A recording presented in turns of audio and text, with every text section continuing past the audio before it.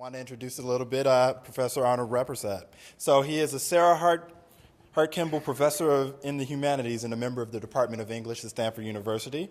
His other books include The Art and Imagination of W.E.B. Du Bois, The Life of Langston Hughes, Days and Grace, a memoir co-authored by Arthur Ashe, and Jackie Robinson, a biography. He's here today to talk to us about his new biography about Ralph Ellison. So without further ado, welcome Professor Rampersad.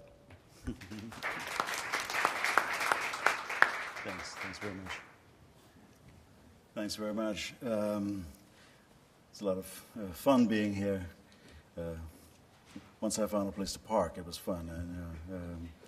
So, to talk about this book, I guess there are copies out there, and Ralph Ellison Biography.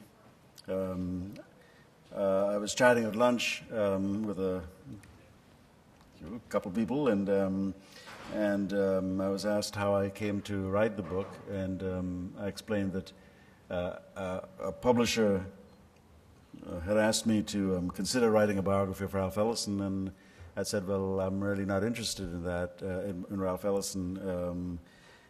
And then the person came back again, and I said, well, I'm still not interested, but I will check out for you, what the situation is with the papers and the estate. Ralph Ellison had died in '94. Mrs. Ellison was still alive. It was around 2000. But she was, to some extent, over the top, as we might say. There was someone, an English professor from Lewis and Clark, named John Callahan, who edited Juneteenth, taken to be Ellison's second novel, which also came out after his death. So I asked him if he intended to write the biography, and he said no. And I said, well, what about so-and-so, this other scholar who has been interested in Ralph Ellison for a long time, but who is very young? And he said, no, well, we're not going to allow him near the papers. So I thought that was the end of that. But then he said, but if you would like to write the biography, then I'm sure we would, we would be interested in that. So I thought about it for a while. I checked my calendar, and I saw that I had about a decade free in front of me, which is what you need for a biography of a complicated figure. And then I decided that, heck, I should just go ahead and try to do it. Ellison, after all, was quite accomplished. I mean, he published Invisible Man, which many people take to be one of the great novels American novels, at least, of the 20th century. And I think that's correct. He also published Shadow and Act, which is a collection of essays and interviews that really, to me, amount to, in some respects, the most penetrating volume on African-American culture, especially located within the greater American context, that we have had since The Souls of Black Folk by Du Bois in 1903. So I thought very highly of him as an intellectual, especially on the subject of the American Republic and American experience, and also as a writer of fiction. What I thought from the outset was that there would be nothing really sensational about the life. I was going to say interesting, but I really mean, I suppose, sensational about the life.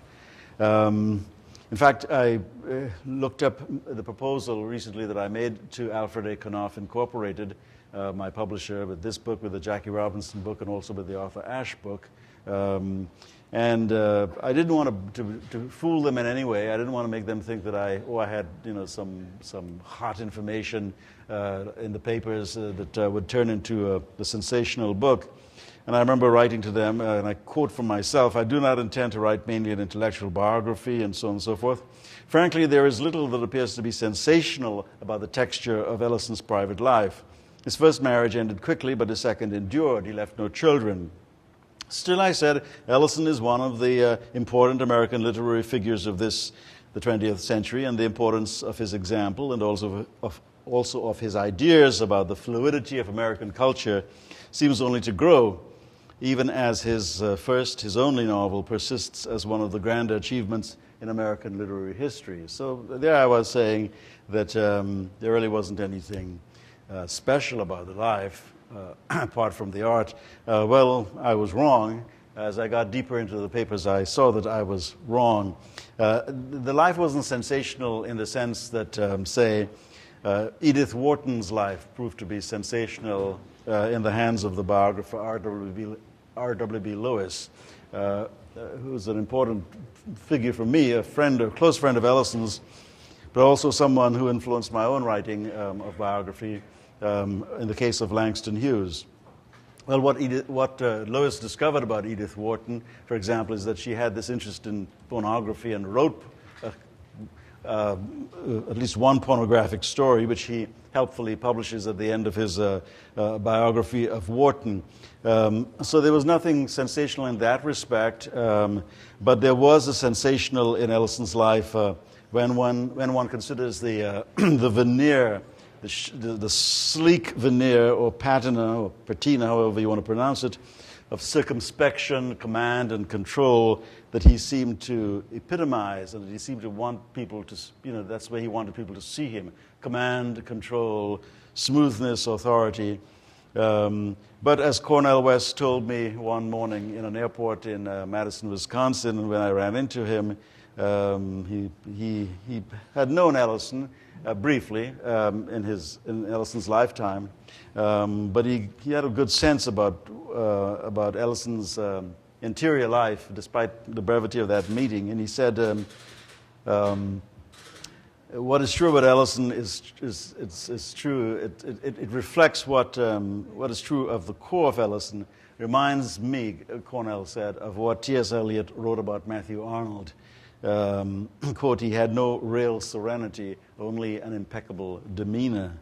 He had no real serenity, only an impeccable demeanor. And as soon as I began pushing into the life, I saw the element of command and control, the authority, the dignity, and so on. I see it began to fall away, and we saw a much more human figure underneath, and in some respects a more desperate figure, a more controversial figure, sometimes an unpleasant figure, at all times a figure who had to be respected intellectually, but not always from the point of view of private humanity, let's put it that way.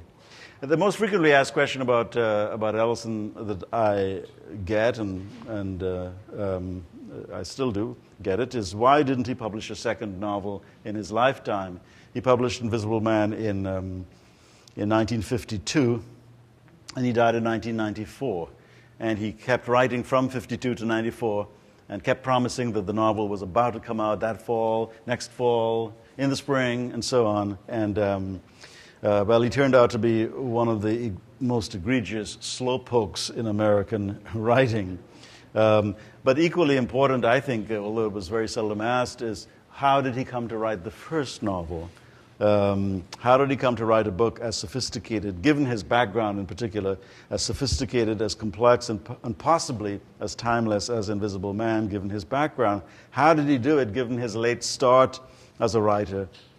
Because he started writing really in his early 20s, and that's almost too late to be serious about anything of a creative nature. You can't, for example, pick up the violin at 22 and think you're going to become, well, you name your favorite violinist. How did he get to write Invisible Man, despite the relative weakness of his formal education, despite his entrapment by a communist aesthetic during his first years when he was trying to be a writer? That is around, say, 1937 when he was 24. How did he get to the point, after being a communist hack for some years, to being able to write a novel of the texture of Invisible Man?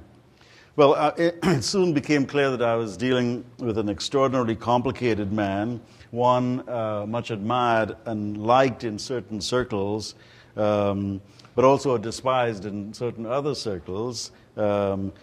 Someone who was haunted by a powerful sense of family pride, except that the sense of pride was really tainted. His mother used to tell him, beware of Ellison pride. She wasn't an Ellison by birth, so beware of Ellison pride. It's going to be, it's a damaging thing. And that's the pride in his father's side of the family.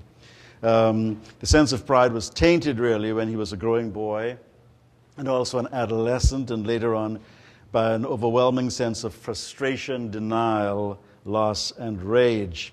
Ellison wrote once of how close he came to killing people until he said, "I discovered that I was so strong." You know, he went around in a rage until he realized he was so powerful that physically, and became so angry that he might one day kill somebody, and then he just pulled back, he said. And both James Baldwin and Albert Murray called him one of the angriest men they had ever known. And Norman Mailer, in Advertisements for Myself, if you remember that book, called him at one point, quote, essentially a hateful writer, which a lot of people don't understand.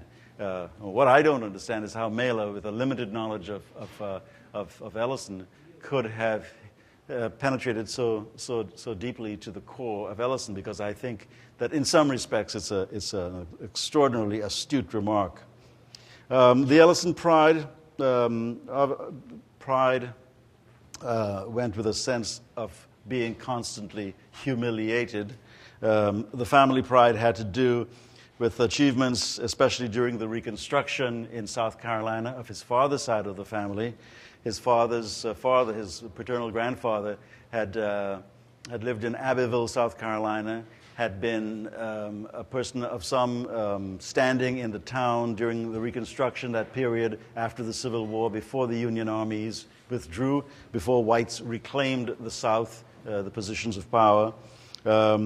And his father's father was able to build a big house and to have a large family and to be a respected person and to be elected to office before, with the onset of the restoration of neo-slavery, Jim Crow, before blacks began to slide to the bottom of the social scale. So there was that pride in Ellison that I never, just to jump ahead, I was never totally aware of the extent to which what his grandfather had accomplished and the life his grandfather had lived, and his grandfather's immediate family, including his son, had lived in South Carolina, how that affected him. There was only one thing that I kept noticing about him as he grew more and more prominent and well off and so on, was the incredible kinship he felt with certain powerful white Southern men. Some of his greatest supporter in the literary world, his patron in some respects, was Robert Penn Warren.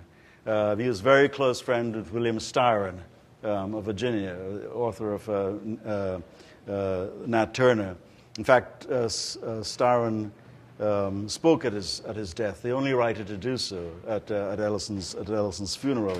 He seemed to want to have this connection to powerful white Southern men, and this, of course, did not play very well at a time, say in the 60s and 70s, in the heyday of Black Power and the Black Arts movement. A lot of people couldn't understand Ellison's, fascination with the South. What I did not quite cotton on to, because there seemed almost something not treacherous by any stretch of the imagination, something that was poignant,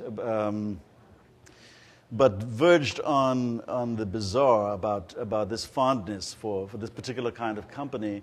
And then it was only after the biography was done that I realized that Abbeville, South Carolina, was not just any ordinary little southern town.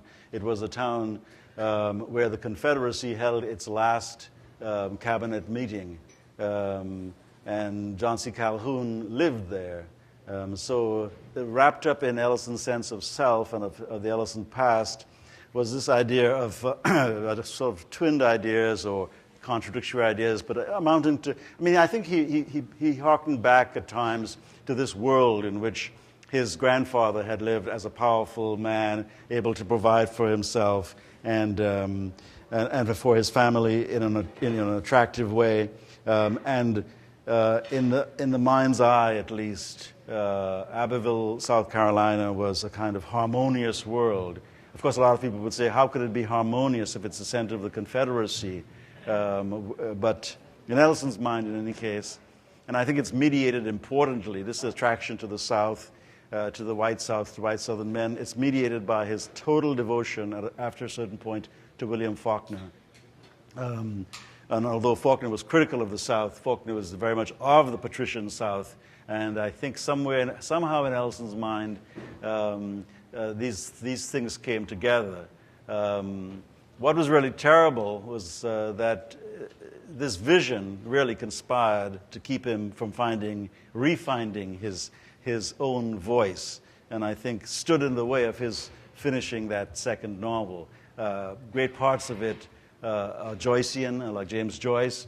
Finnegan's Wake, which is not a novel a lot of people read or, having read it once, want to reread. And a lot of it is like Faulkner, which, I mean, who is a powerful, wonderful novelist, but there are parts of Ellison's second novel that read like beautiful Faulkner, and then there are parts that read like an entry in the Faulkner lookalike competition that I think American Airways or somebody used to publish. There was a kind of enthrallment, a kind of entrapment too, by this whole idea of the past. But the most important thing in his childhood, as I probed it, was the death of his father, and this had something to do, obviously, with the way he viewed the past, a kind of breaking off, a cutting off of himself from his rightful place of privilege. His father dies when he's 3, and with that, his father had moved from South Carolina to Oklahoma City, and that's where Ralph Ellison was born. That's where he grew up.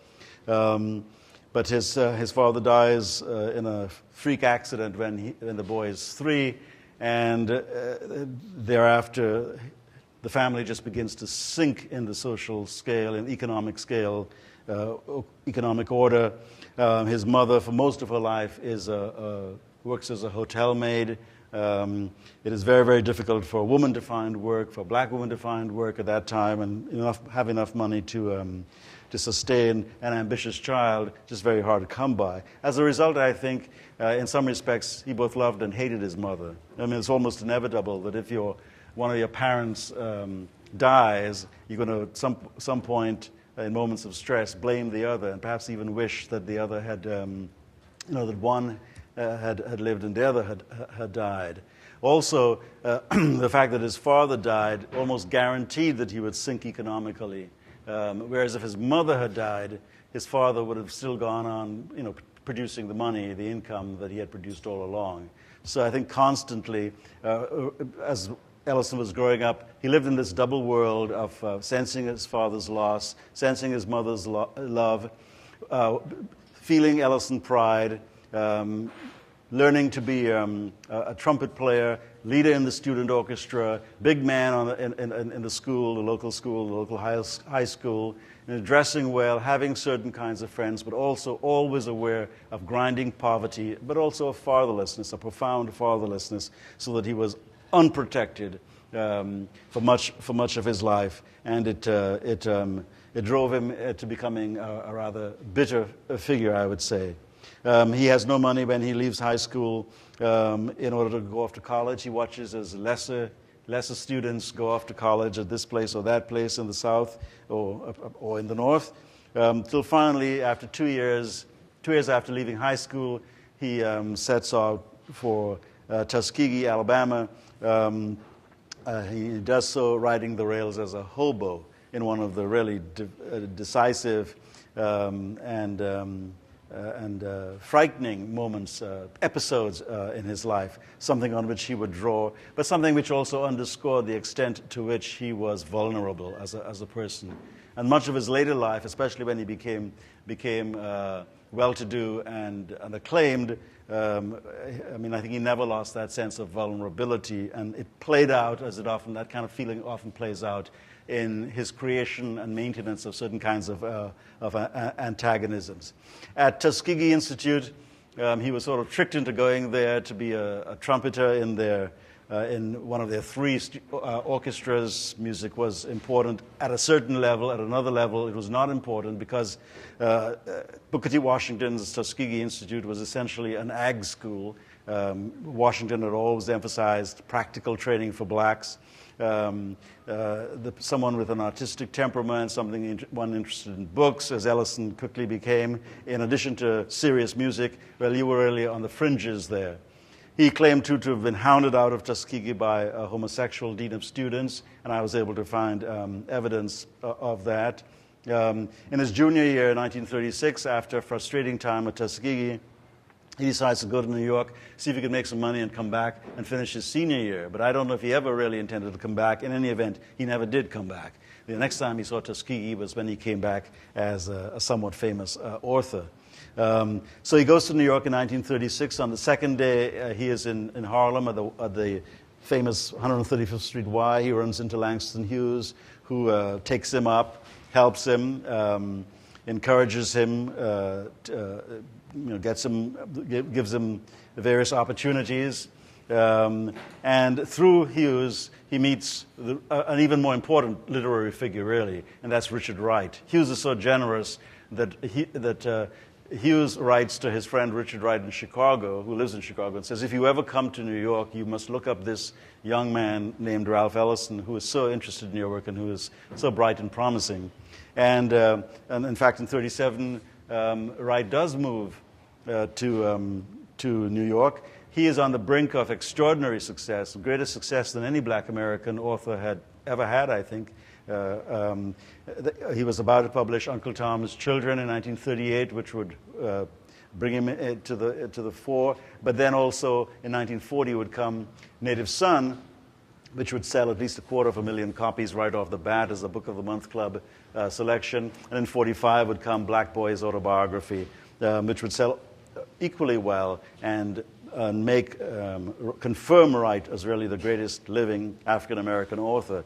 And it is Wright who says to Ralph Ellison, after Ralph Ellison has been hanging around a long time, Wright was editing a magazine. Well, why don't you try your hand at writing a review? And Ellison said, well, I've never written any reviews. And he said, well, time to start. And he writes a review, and it's published.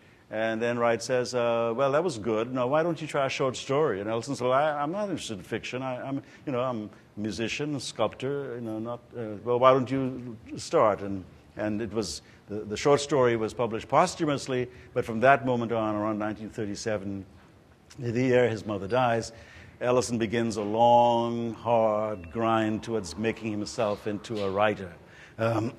If you look at his pieces in communist journals like New Masses, you see him really operating as a kind of hack. But around 1942, along with many other American authors, people like Hemingway, for example, were far on the left in the 1930s. But around 1942, he breaks with the Communist Party. It's also the year that Richard Wright breaks with the Communist Party and publishes a piece called I Try to Be a Communist in Atlantic Monthly. And Ellison then delivers himself wholesale to the kind of universalist, liberal, humanist tradition of the Western intellectual, unfettered by ideology, and that's the position he would have for the rest of his life. And he would hold to it even when it was being challenged by, say, Black Power in the late 60s and 70s. He saw himself as a Western intellectual and artist, wanting to be of the first order. He enshrined his pantheon, his ancestors, as he called them, and there were Dostoevsky above all, Mark Twain among Americans of the 19th century, but also Herman Melville, Moby Dick. And Moby Dick is all over Invisible Man, the first part of Invisible Man, as you may remember. Who else? T.S. Eliot, the Anglo-American, in 1922, who published The Wasteland, that book-length poem that is perhaps the most important modernist poem of the 20th century. And André Malraux, the French leftist writer, and then eventually William Faulkner, as I've said. Those were his ancestors. He had no time really for black writers. At one point he differentiates between his ancestors and his relatives. His relatives are people like Richard Wright, Langston Hughes, Paul Laurence Dunbar, Du Bois, and others. Those are relatives. And he learned nothing from them, he said. He never praised any of them. Just as later on he would not praise any younger black writer, as far as I know, not even Toni Morrison, who is working for Random House when he is a god at Random House. So he calls these people his relatives, he prefers his ancestors, and he begins, as I said, this long, steady march between 42 and, say, 52 when Invisible Man comes out. He believes in not the old realist, grim realist, social realist, somewhat ideological writing that Richard Wright, produced so powerfully in Native Son. He believed in a much more complicated kind of writing. He believed in myth and symbol and surrealism and what we might call even magical realism, and all of those elements are there in Invisible Man. In 1952, Invisible Man appears. It gets wonderful reviews. Some bad reviews too. The black communist press really hates the book. One reviewer says black people need Invisible Man like they need a hole in the head, because it is so anti-communist and it is so hard on black communist leaders. But then in 1953, the following year, he wins the National Book Award. He beats out Ernest Hemingway, who has published The Old Man and the Sea, and he beats out John Steinbeck, East of Eden. And with that, not so much this being America, publicity being what it is in this country, it is, I think, the winning of the award and not so much the book itself that propels him on his way. People suddenly sit up and take notice. Tuskegee, which didn't deign to notice him when the book appeared, to find reviews, esoteric reviews. Now they welcome him now that he's won this big prize. Ernest Hemingway, to that point, had never won a National Book Award. Ernest Hemingway had never won a Pulitzer Prize. But here was Ralph Ellison having done so. He was beautifully poised, Ellison, winning that prize in '53. It was big news that a black writer should have won this prize for the first time. Beautifully poised to take advantage the following year, '54, of the Supreme Court decision. The doors of segregation begin to creak open. They'd been shut since at least 1996, when the Supreme Court ruled segregation, racial segregation, basically to be the law of the land. And he is the first through the door, as it were. He is accomplished, he's super accomplished, and he goes on to a succession of honors and awards that are quite striking. He would win 2 presidential medals, one from Lyndon Johnson, another from Ronald Reagan. He would win a wonderful award from the French government, in some respects their top cultural award for foreigners. He would be a member of Century Club in New York, which is perhaps the most prestigious club to which you can belong with a connection to the arts. He would be in the tiny group of people who helped to found public television. He would be in the tiny group of people selected again by Lyndon Johnson, who would organize the National Endowment for the Humanities and the National Endowment for the Arts. So at some point, he is really perhaps the most powerful American writer. Writers and power, political power, often don't go well together. But for example, during the Vietnam War, when Johnson was under powerful attack,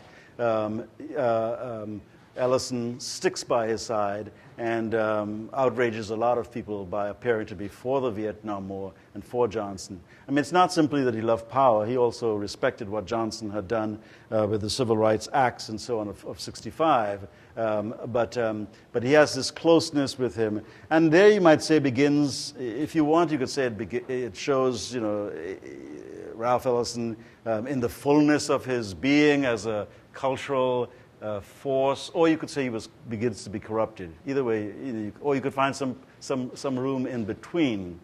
What would happen is that a gap would open up between himself and younger blacks, I would say, younger black writers. Around '64 or so, a foundation writes to him and says, we have these fellowships we want to give to young black writers. Send me the list. Send me a list. And he would say, oh, I'm so very sorry. I don't know any of them. You'd have to ask someone else. And he seems to be quite proud of this. With him, there was this mixture, as with his attitude to the South and so on, this mixture of what seems to be a kind of reactionaryism, ultra-conservatism. On the other hand, he has very positive feelings about America. And they help to keep him rooted in his beliefs. He believes in what he calls the sacred documents of American life. He believes in the Declaration of Independence, in the Bill of Rights, the Constitution, and so on. And he believes that that blacks should never be so radical, so separatist, that they do not realize that they are also entitled to the fruits of those sacred documents.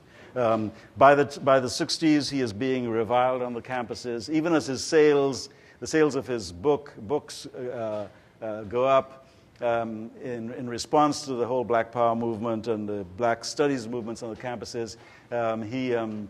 Even as he gets richer and richer and the speaking fees go up, he is reviled on the campuses, and there's some terrible moments when when he is shouted down and called to his face an Uncle Tom, and he retreats and so on.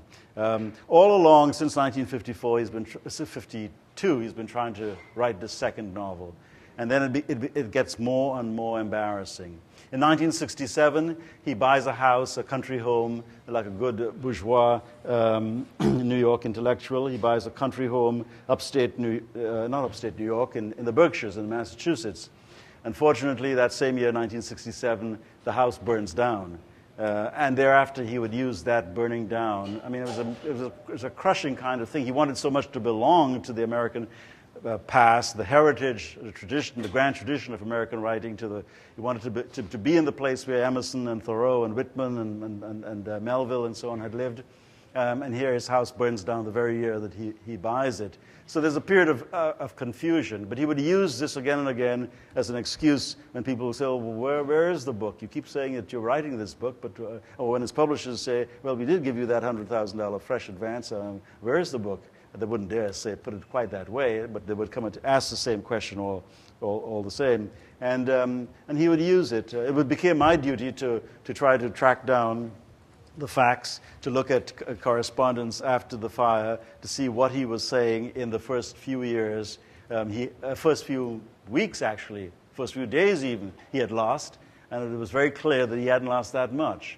But increasingly, he needed this support, this excuse, and it became a very painful thing for some people to watch.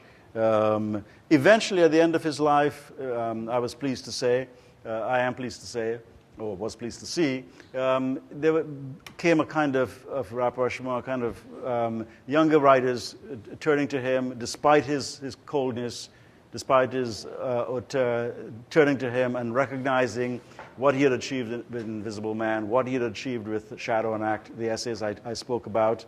I mean, someone like Toni Morrison is working at Random House, and she has begun to put out her first novel at least. She's bright and so on. But she said to me, if somebody had said to Ralph Ellison, you are like a god here, would you like to meet this woman we have just hired, this black woman, very attractive woman, very bright woman, and so on, who's also a very promising writer? She said he would have said, no, I'm not interested. And indeed, there are many stories like that where he just put this gap between himself and people who looked like him. The book was attacked. My book was attacked by someone in the Times of London who said that I claimed that Ralph Ellison couldn't write a second novel because he liked white people too much.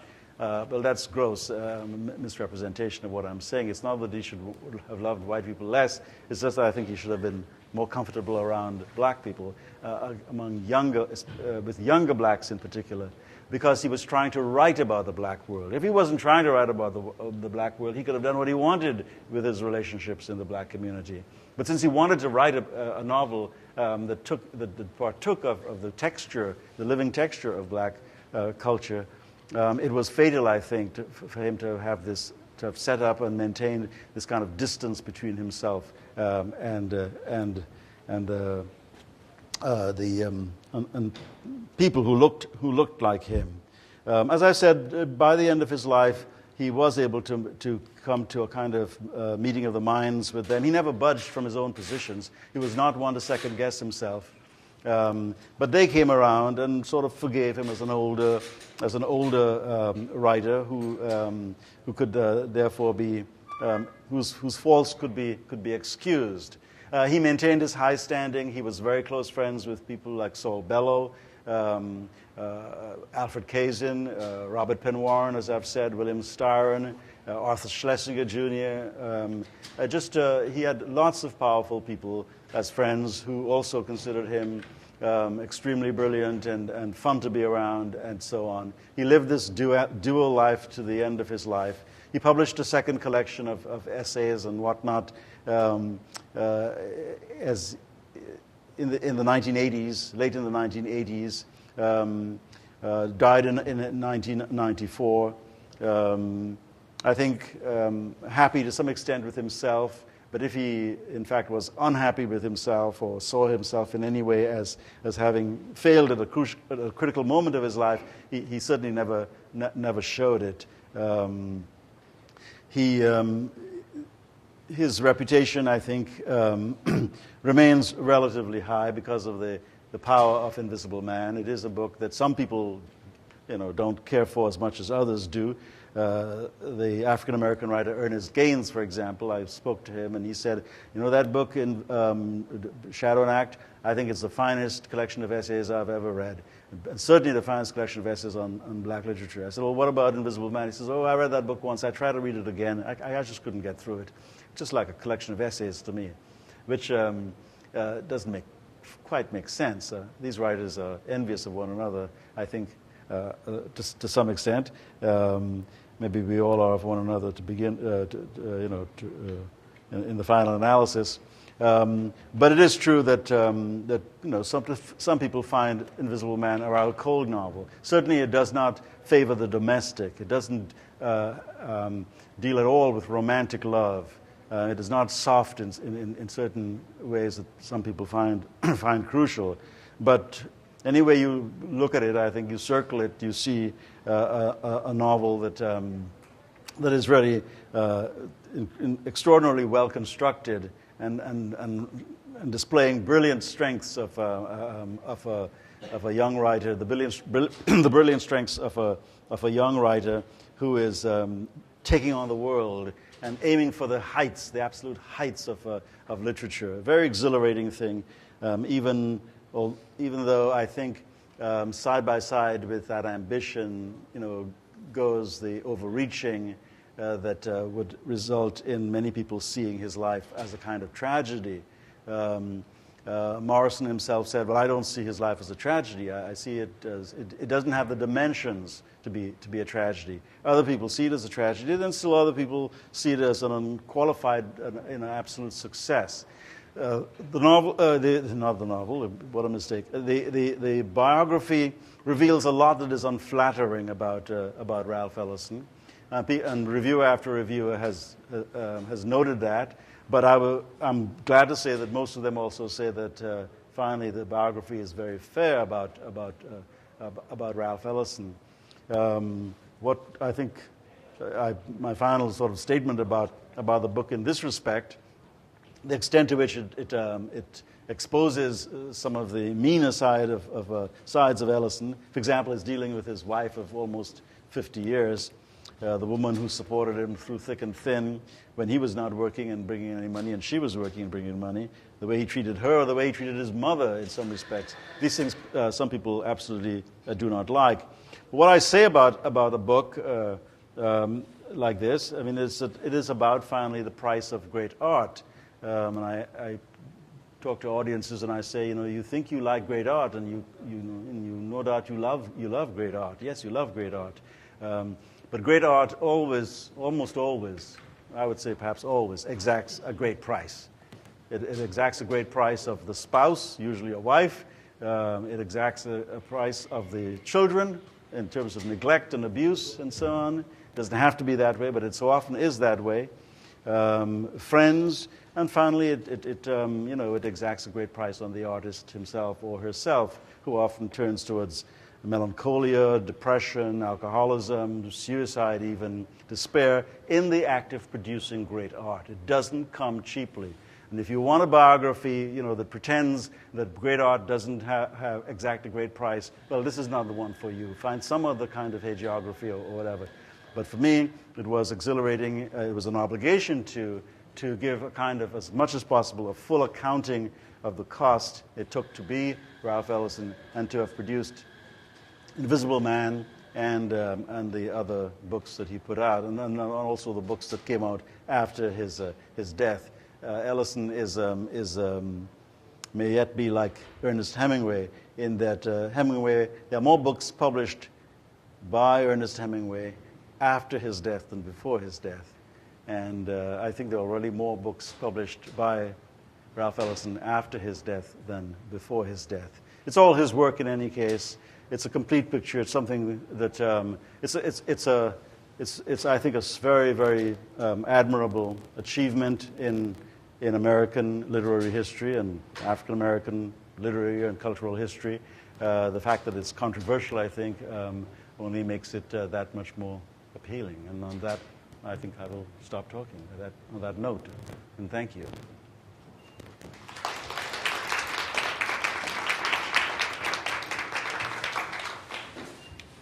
If you have any questions, I'd be happy to try to answer them. If not, we can go back to our algorithms.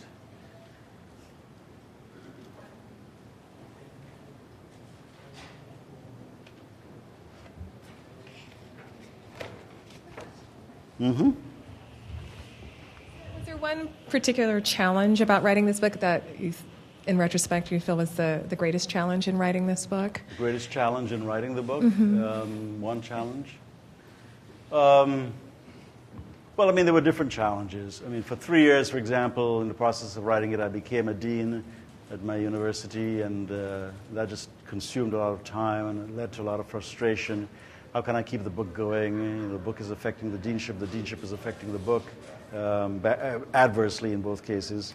But there's the normal challenge of writing a biography, of writing a long book, which is to find evidence and then to be able to see the nature of the evidence, what is exciting about it, what is telling about it quickly, and that's the beautiful part. I mean, that's the fascinating and rewarding part of the job, I would say. It's hard work, sure, to sort of go off to Washington, D.C. and sit in the Library of Congress in the manuscripts division and have these trays come out, over a long period of time. But I actually find that fun. I like reading other people's mail, and then I like putting the story together, writing it, because biography, it's not just about facts. History is not about facts. History is all about interpretation. History is in many respects a subjective and romantic activity, and biography is but a form of history. So there's the downside to slogging it out, getting through the material, and so on. But then there's also that which is both punishing and at the same time profoundly rewarding, like digging up the stuff and then converting it into a narrative. Because I had, and biographers have, an obligation, a fundamental obligation, to hold the reader's interest. And to hold a reader's interest without doing violence to the facts. So the bitter and the not so, the bitter and the sweet are mixed up. Yes? Oh, yeah. In the course of doing the research and writing this book, were there individuals that you felt, well, I'd like to write a biography about them? Well, I've always thought of, that I'd like to write a biography of Toni Morrison. That is not going to happen, probably. You meet powerful people and accomplished people, but do I want to write a biography of Saul Bellow? I'm not sure. He's been well served. There's a long line of people who either have written about Saul Bellow or are going to write about Saul Bellow, or Arthur M. Schlesinger Jr. Sure, I think he's very interesting, but no. Given my interests, I like to. Although I've written a book with a tennis player and a book about a baseball player, I'm essentially a literary person. I need to remember that. And there are not that many literary figures who appeal to me. For one thing, I am committed to writing about African Americans because I think it's an aspect of our history and culture that has been grossly neglected. The painting a portrait of the African American face, because that's basically what I've been doing from early on with Du Bois and then Langston Hughes and these various people. It's a male face, unfortunately, but I can do only so much. So I am committed in that way, and I don't know of anybody that I really would like, besides Morrison, say, that I would really like to do their life, because it's it's daunting. You know, it takes a long time to do a biography, and I wouldn't want to plunge into it recklessly. You know? Yeah. Yes.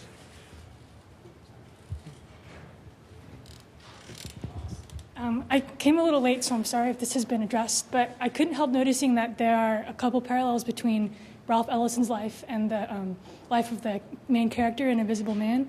Can you comment on, like, to what extent do you think that character is autobiographical, if at all? Well, I think in one respect, I mean, it's not autobiographical at all. And Ellison would often become slightly impatient by people who see autobiography in the character who's never named, of course. A character, I call him Invisible. There are some parallels. You know, one chapter takes place at a school in the South, and it's not altogether unlike Tuskegee Institute. Ralph, Invisible, goes up north and he works in New York in a paint factory. And I was able to find out, in fact, dig up some stuff that showed that Ellison had worked in a paint factory not long after moving to New York. But I think the crucial connection is, and the crucial moment for Ralph Ellison in writing his novel was that moment in 1945. I mean, I think he had been writing a novel about an invisible man, or about a black man he's treating him as invisible, the way blacks saw themselves as invisible in the eyes of the larger community. But then when Ellison, the sentence that came to him is, "I am an invisible man," and Ellison then knew he had found the key to telling his story, and it was a key that had been used repeatedly in American literature by Melville, "Call Me Ishmael," you know, the first line of Moby Dick, or Huckleberry Finn, or The Great Gatsby. You go again and again. So many major accomplishments in American fiction are written in the first person, although Henry James warned about first-person narratives as leading to baggy monsters, as he called the novels.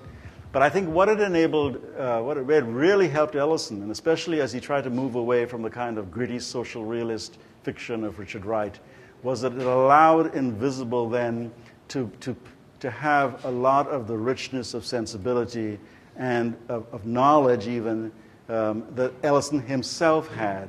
Somebody said about Ralph Ellison, about Richard Wright, that his mind was such that he could not imagine and write about, could create a character, a man, a black man, who was as intelligent and sensitive as he himself was. He just had to have these brutes at the center of his fiction.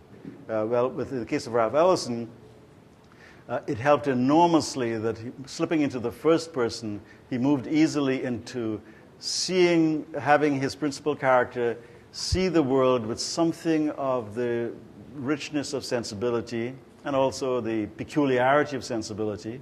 I don't think it's an accident that the book is so loveless, as I've put it, so unromantic, because I think Ellison in many ways was not. But that's where, that was a great source of strength. So in some respects, it's autobiographical. I mean, when the Invisible Man ends up, as you know, in a kind of hole in the ground after taking part in this, caught up in this riot, and then he's down there, and he has 1,369 lights in this basement hole, and he wants 5 gramophones where he can play 5 different recordings of "What Did I Do to Be So Black and Blue." But then he also says at the end, "But I'm coming out. I'm going to, I'm confident. I'm going to emerge from this hole and come back into the world. I'm confident." Well, I think that's Ellison, possessed both by a kind of anarchy of consciousness and a rebelliousness and a sense of futility and despair on the one hand, but also idealistic, a dedicated artist, believing in the alchemy and the therapy of art on the other.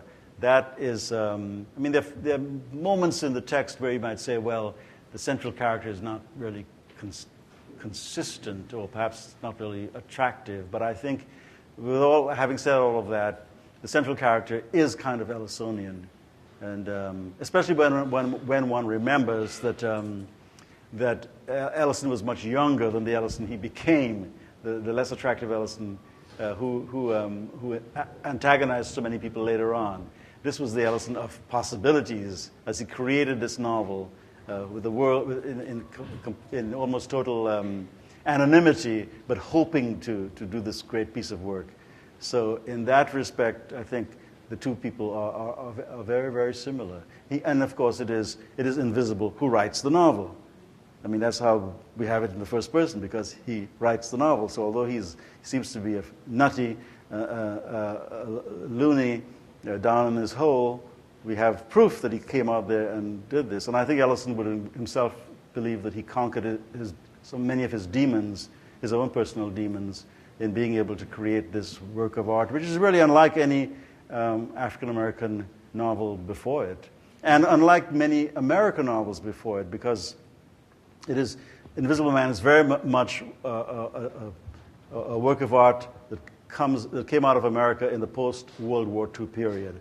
It belongs with Ginsberg's Howl and On the Road and Bellows' Adventures of Augie March, which comes out the year after Invisible Man and also wins the National Book Award.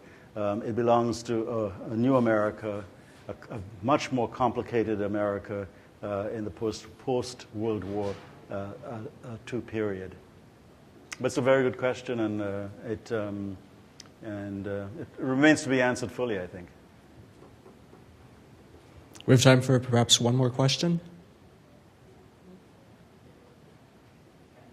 Okay. Did you wait for the microphone? 1 second. Sorry.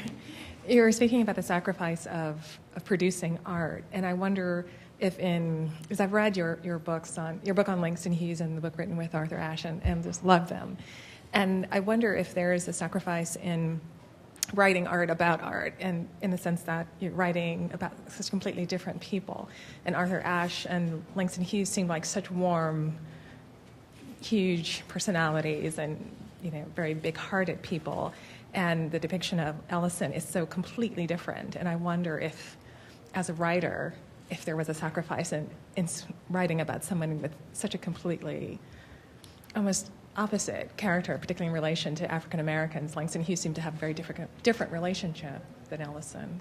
I mean, that's a very good question. I wouldn't want to overstate. I don't know. I said something about the price that great art exacts. I don't know if the price that scholarship exacts is the same thing. I don't think it's nearly the same thing, especially when you have a chair and your university supports you and so on and so forth. It's not quite the same thing. The scholarly life is. I mean, scholars can be anybody who becomes obsessed by their work can be nasty to their spouses and their children and so on. So I don't want to go too far. I mean, I think a lot of scholars don't commit suicide. They don't go. So it's a different level of pain involved in creating great art. I would say though that it was a real exhilarating pleasure, although a pain to bring it off, to write a 2-volume biography of Langston Hughes. Yes, I mean, it was an enormous challenge, especially since when I started out, I really didn't know what I was doing. I'd never really written a full-scale biography before. I'd written an intellectual biography of Du Bois, but never a full-scale biography, soup to nuts, it'd be. As for Ellison, I mean, working with a person I really could not, I could fall in love with Langston Hughes. I mean, he's an enormously attractive, generous, creative, lyrical person, a poet, and so on. I could admire Jackie Robinson almost without reservation. Arthur Ashe, it was astonishing to work with him as he was dying in the last year of his life, knowing that he was going to die, and he wouldn't admit it, but I think he had to know that he was going to die. So those were troubling, but I hesitate to say enriching, but somehow those were rich moments, richly textured episodes in my career and my life. I mean, I think with Ellison, it's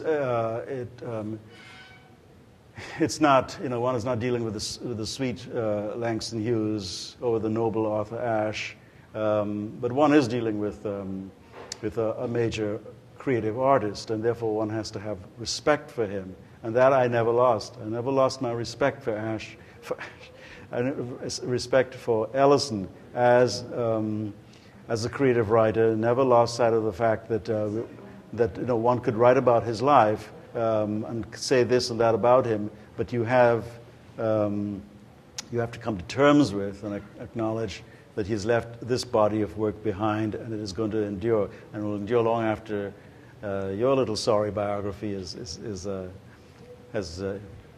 been absorbed by Google and preserved for the ages. Right. I hope that's a good answer. Yeah. Well, thank you all very much. I enjoyed this.